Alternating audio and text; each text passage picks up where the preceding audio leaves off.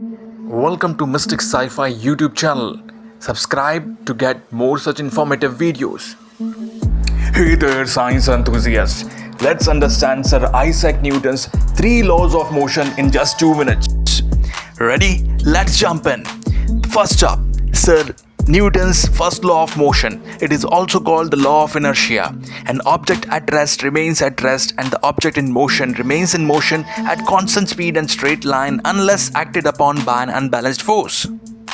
Imagine you are sliding a book across a table. It stops because of friction and outside force.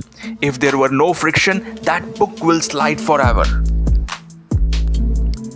Next, Newton's second law of motion. This is about how force and motion are related to each other. Formula is force equals ma. That's force equals to mass time acceleration. So when you push a shopping cart, that's force. The harder you push, the faster it accelerates. If the cart is loaded and heavy, that's more mass. You will need more force to move it. Lastly, Sir Newton's third law of motion. This one is also classic.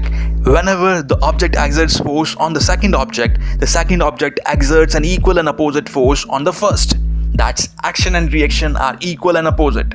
When you jump off a boat, the boat moves backward. Your leg push off the boat, that's an action, and the boat pushes back on you, that's the reaction. These 3 laws are the bedrock of classical mechanics. They explain how objects move in the world. From rocket launching onto the space to the car speeding down the highways, Sir Newton's laws are everywhere.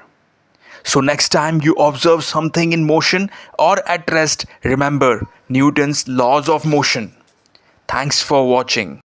If you enjoyed this exploration of Sir Isaac Newton's laws of motion, then hit that like button and subscribe for more science insights.